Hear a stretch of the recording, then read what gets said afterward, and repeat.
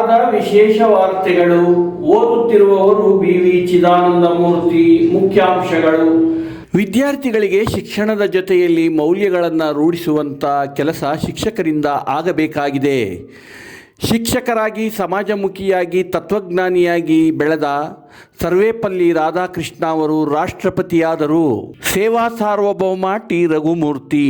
ಚಳ್ಳಕೆರೆ ಕ್ಷೇತ್ರ ಶಿಕ್ಷಣ ಇಲಾಖಾಧಿಕಾರಿಗಳ ಕಚೇರಿ ಹಾಗೂ ಚಳ್ಳಕೆರೆ ತಾಲೂಕು ಶಿಕ್ಷಣ ಇಲಾಖೆಯ ವತಿಯಿಂದ ದಿನಾಂಕ 5/9/2025 ಶುಕ್ರವಾರ ಬೆಳಗ್ಗೆ 11 ಗಂಟೆಗೆ ಚಳ್ಳಕೆರೆಯ ಬೆಂಗಳೂರು ರಸ್ತೆಯಲ್ಲಿರುವ ಶ್ರೀ ವಾಲ್ಮೀಕಿ ಕಲ್ಯಾಣ ಮಂಟಪದಲ್ಲಿ ಶಿಕ್ಷಕ ಸರ್ವೇಪಲ್ಲಿ ರಾಧಾಕೃಷ್ಣ ಅವರ ಜನ್ಮದಿನಾಚರಣಾ ಕಾರ್ಯಕ್ರಮವನ್ನು ಅದ್ದೂರಿಯಾಗಿ ನಡೆಸಲಾಯಿತು.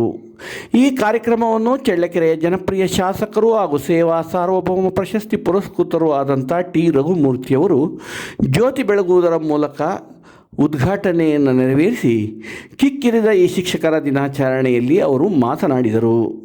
ಅವರು ಮಾತನಾಡುತ್ತಾ ಸರ್ವೇಪಲ್ಲಿ ರಾಧಾಕೃಷ್ಣ ಅವರು ಬದುಕಿನಲ್ಲಿ ಒಬ್ಬ ಶಿಕ್ಷಕರಾಗಿ ಹೊರಹೊಮ್ಮಿದವರು. ಕೇವಲ ಶಿಕ್ಷಕರಾಗಿ ಉಳಿಯದೆ ಅವರ ಸಮಾಜ ಸೇವೆ ಮತ್ತು ಸಮಾಜಮುಖಿ ಕಾರ್ಯಗಳ ಮೂಲಕ 1962ರಲ್ಲಿ ಉಪರಾಷ್ಟ್ರಪತಿಗಳಾಗಿ ಈ ಭಾರತ ದೇಶದಲ್ಲಿ ಬಹುದೊಡ್ಡ ಹುದ್ದೆಯನ್ನು ಪ್ರವೇಶಿಸಿದರು. ನಂತರ ಅವರು ರಾಷ್ಟ್ರಪತಿಗಳಾಗಿ ಹೊರಹೊಮ್ಮಿದರು. ಅಷ್ಟೇ ಅಲ್ಲದೆ ಪಾಶ್ಚಾತ್ಯ ದೇಶಗಳ ರಾಯಭಾರಿಯಾಗಿಯೂ ಕೂಡ ಬಹುದೊಡ್ಡ ಹುದ್ದೆಯನ್ನು ಅವರು ಅಲಂಕರಿಸಿದ ಎಲ್ಲ ಹುದ್ದೆಗಳಲ್ಲೂ ಅವರು ಆ ಹುದ್ದೆಗಳಿಗೆ ಅನುಗುಣವಾಗಿ ಸೇವೆ ಮಾಡುವಾಗ ನ್ಯಾಯ ಒದಗಿಸಿಕೊಟ್ಟರು. ಆದ್ದರಿಂದ ಪ್ರತಿಯೊಬ್ಬ ಶಿಕ್ಷಕರಿಗೂ ಸರ್ವೇಪಲ್ಲಿ ರಾಧಾಕೃಷ್ಣ ಅವರು ಮಾದರಿಯಾಗಬೇಕು ಎಂದು ಅಭಿಪ್ರಾಯಪಟ್ಟರು. ಮಕ್ಕಳನ್ನು ಭವಿಷ್ಯದಲ್ಲಿ ಮೌಲ್ಯಾಧಾರಿತ ವ್ಯಕ್ತಿಗಳನ್ನಾಗಿ ರೂಪಿಸುವಲ್ಲಿ ಶಿಕ್ಷಕರ ಪಾತ್ರ ಮಹತ್ವದ್ದು. ಏಕೆಂದರೆ ಅವರು ಪ್ರಾಥಮಿಕ, ಮಾಧ್ಯಮಿಕ, ಪ್ರೌಢಶಾಲೆಗಳಲ್ಲಿ ವ್ಯಾಸಂಗ ಮಾಡುವಾಗ ಅವರಿಗೆ ಶಿಕ್ಷಣ ಮತ್ತು ಮೌಲ್ಯಗಳು ಭದ್ರ ಬುನಾದಿಯಾಗಿರುತ್ತವೆ. ಇಂತಹ ಸಂದರ್ಭದಲ್ಲಿ ಮನೆಗಳಲ್ಲಿ ತಂದೆ ತಾಯಿಗಳಿಗೆ ಪಾತ್ರಕ್ಕಿಂತ ಶಿಕ್ಷಕರ ಪಾತ್ರ ಮಹತ್ವದ್ದು. ತಾವು ಹೇಳಿಕೊಟ್ಟಂಥ ವಿಚಾರಗಳು, ಮೌಲ್ಯಗಳು ಆ ವಯಸ್ಸಿನ ಮಕ್ಕಳು ಅವರು ಎಷ್ಟೇ ದೊಡ್ಡವರಾದರೂ ಅವರ ಭವಿಷ್ಯದಲ್ಲಿ ಮರೆಯುವುದಿಲ್ಲ. ಅಂಥ ಅವಿನಾಭಾವ ಸಂಬಂಧ ಶಿಕ್ಷಕರ ಮತ್ತು ಮಕ್ಕಳ ಜೊತೆಗೆ ಇರುತ್ತದೆ. ಅದನ್ನು ನೆನಪಿಟ್ಟುಕೊಂಡು ಮೌಲ್ಯಾಧಾರಿತ ಶಿಕ್ಷಣವನ್ನು ಮಕ್ಕಳಿಗೆ ನೀಡುವ ಜವಾಬ್ದಾರಿ ಶಿಕ್ಷಕರ ಮೇಲಿದೆ ಎಂದು ಶಿಕ್ಷಕರಿಗೆ ಕರೆ ಕೊಟ್ಟರು. ಅಷ್ಟೇ ಅಲ್ಲದೆ ಶಿಕ್ಷಣ ಪಡೆಯದೆ ಕೇವಲ ಬೇರೆ ಬೇರೆ ಹಣ ಮತ್ತು ತೋಳುಬಲ ಇತ್ಯಾದಿ ವಿಚಾರಗಳಲ್ಲಿ ಬಹುದೊಡ್ಡ ಸ್ಥಾನಕ್ಕೆ ಹೋಗಬಹುದು. ಅಂಥ ವ್ಯಕ್ತಿಗಳು ಯಾವಾಗಲೂ MP, MLAಗಳಾದರೂ ಸಹ ಸಮಾಜಕ್ಕೆ ನ್ಯಾಯ ಒದಗಿಸಿಕೊಡುವಲ್ಲಿ ವಿಫಲವಾಗುತ್ತಾರೆ. ಆದ್ದರಿಂದ ತಾವು ನೀಡಿದ ಶಿಕ್ಷಣ ಮತ್ತು ಮೌಲ್ಯಗಳ ಮೂಲಕ ಬೆಳೆದಂಥ ಮಕ್ಕಳು ಭವಿಷ್ಯದಲ್ಲಿ ಬಹುದೊಡ್ಡ ಸ್ಥಾನಗಳಿಗೆ ಹೋದರೆ ಆ ಸ್ಥಾನಗಳ ಮೂಲಕ ಸಮಾಜಕ್ಕೆ ನ್ಯಾಯ ಒದಗಿಸುತ್ತಾರೆ ಎನ್ನುವ ವಿಷಯವನ್ನು ಪ್ರಸ್ತಾಪಿಸಿದರು. ನಮ್ಮ ಸರ್ಕಾರದ ಗ್ಯಾರಂಟಿ ಯೋಜನೆಗಳು ಬಡವರ ಭಾಗ್ಯದ ಬಾಗಿಲನ್ನು ತಲುಪುತ್ತವೆ, ಅಲ್ಲಿ ಸಂಭ್ರಮಿಸುತ್ತಿವೆ. ಯಾಕೆಂದರೆ ಬಡವರಿಗೆ ಯೋಜನೆಗಳು ತುಂಬ ಅನಿವಾರ್ಯವಾಗಿರುತ್ತವೆ.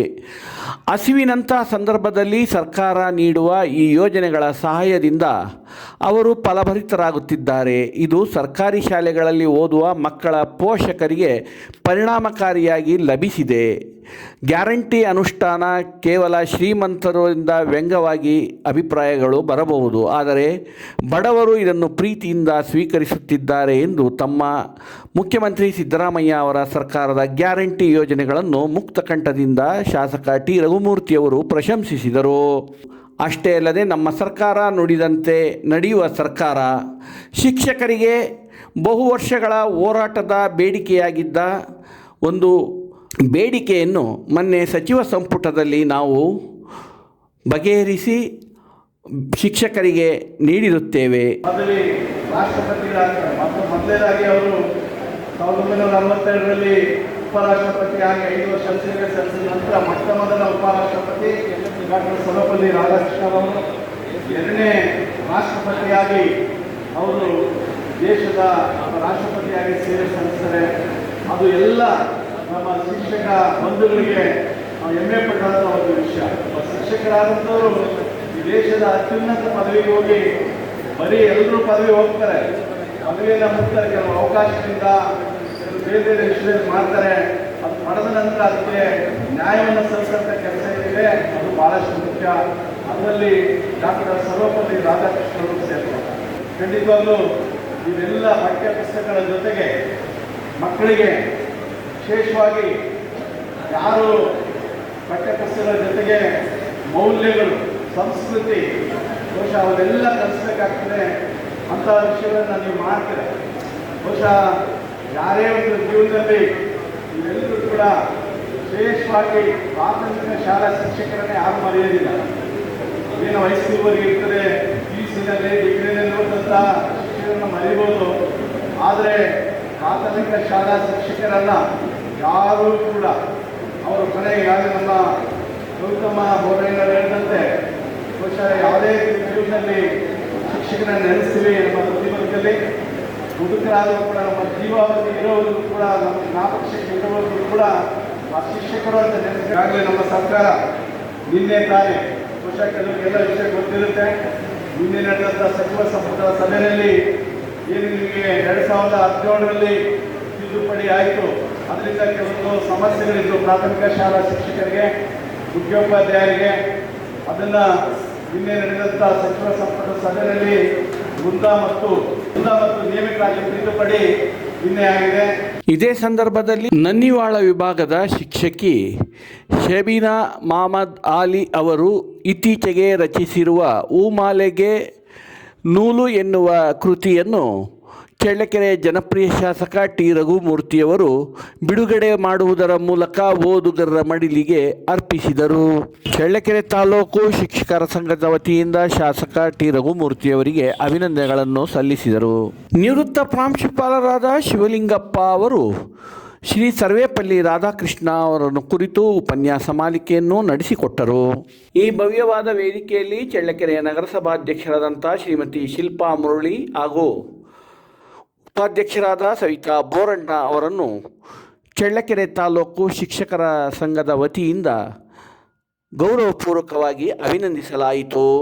ಈ ಭವ್ಯವಾದ ವೇದಿಕೆಯಲ್ಲಿ ಕ್ಷೇತ್ರ ಶಿಕ್ಷಣಾಧಿಕಾರಿಗಳಾದಂಥ ಶ್ರೀ ಸುರೇಶ್ ಹಾಗೂ ನಗರಸಭಾ ಸದಸ್ಯರುಗಳಾದಂಥ ಶ್ರೀ ವೀರಭದ್ರಪ್ಪ ಹಾಗೂ ನಾಮನಿರ್ದೇಶನ ಸದಸ್ಯರಾದಂಥ ಶ್ರೀ ನೇತಾಜಿ ಪ್ರಸನ್ನ ಹಾಗೂ ಗ್ಯಾರಂಟಿ ಅನುಷ್ಠಾನ ಸಮಿತಿ ಅಧ್ಯಕ್ಷರಾದಂಥ ಶ್ರೀ ಗದ್ದಿಗೆ ತಿಪ್ಪೇಸ್ವಾಮಿ ಹಾಗೂ ಸ್ಥಾಯಿ ಸಮಿತಿ ಅಧ್ಯಕ್ಷರಾದಂಥ ಶ್ರೀ ಮಲ್ಲಿಕಾರ್ಜುನ್, ಚಳ್ಳಕೆರೆ ತಾಲೂಕು ಶಿಕ್ಷಕರ ಹಾಗೂ ಸರ್ಕಾರಿ ನೌಕರರ ಸಂಘದ ಅಧ್ಯಕ್ಷರಾದಂಥ CT ವೀರೇಶ್, ಕನ್ನಡ ಸಾಹಿತ್ಯ ಪರಿಷತ್ತಿನ ಅಧ್ಯಕ್ಷರು ಹಾಗೂ ಶಿಕ್ಷಕರು ಆಗಿರ್ತಕ್ಕಂಥ GT ವೀರಭದ್ರಸ್ವಾಮಿ, ಇನ್ನೂ ಮುಂತಾದ ಗಣ್ಯರು ಈ ಕಾರ್ಯಕ್ರಮದಲ್ಲಿ ಮುಖ್ಯ ಅತಿಥಿಗಳಾಗಿ ಪಾಲ್ಗೊಂಡಿದ್ದರು. ಶಿಕ್ಷಕರ ದಿನಾಚರಣೆಯ ಅಂಗವಾಗಿ ಚಳ್ಳಕೆರೆ ತಾಲೂಕು ಶಿಕ್ಷಕರಿಗೆ ಕಲೆ, ಸಾಹಿತ್ಯ, ಕ್ರೀಡಾಕೂಟದ ವಿವಿಧ ಸ್ಪರ್ಧೆಗಳನ್ನು ಏರ್ಪಡಿಸಲಾಗಿತ್ತು. ಈ ಸ್ಪರ್ಧಾ ವಿಜೇತರಿಗೆ ಇದೇ ಸಂದರ್ಭದಲ್ಲಿ ಬಹುಮಾನ ವಿತರಣೆ ಮಾಡಲಾಯಿತು. ಅದೇ ಸಂದರ್ಭದಲ್ಲಿ ನಿವೃತ್ತ ಶಿಕ್ಷಕರಿಗೆ ಸನ್ಮಾನಿಸಲಾಯಿತು ಮತ್ತು ಹೆಚ್ಚು ಅಂಕಗಳನ್ನು ಪಡೆದ ವಿದ್ಯಾರ್ಥಿಗಳಿಗೂ ಸಹ ಇದೇ ಸಂದರ್ಭದಲ್ಲಿ ಅಭಿನಂದಿಸಲಾಯಿತು. ಚಳ್ಳಕೆರೆ ತಾಲೂಕಿನ ಪ್ರತಿಭಾವಂತ ಶಿಕ್ಷಕರಿಂದ ನಾಡಗೀತೆ, ದೇಶಭಕ್ತಿ ಗೀತೆ ಮತ್ತು ಜಾನಪದ ಗೀತೆಗಳ ಗಾಯನ ಕಾರ್ಯಕ್ರಮ ಯಶಸ್ವಿಯಾಗಿ ನಡೆಯಿತು. ಚಿತ್ರದುರ್ಗ ಜಿಲ್ಲೆ ಚಳ್ಳಕೆರೆ ತಾಲೂಕಿನ ತಿಮ್ಮಪ್ಪಯ್ಯನಹಳ್ಳಿಯ ಸರ್ಕಾರಿ ಶಾಲಾ ಮಕ್ಕಳಿಂದ ಕಂಸಾಳೆ ಜಾನಪದ ನೃತ್ಯವನ್ನು ಅಮೋಘವಾಗಿ ನಡೆಸಲಾಯಿತು. ಈ ನೃತ್ಯ ನೋಡುಗರಿಗೆ ಮೆರುಗು ನೀಡಿತು.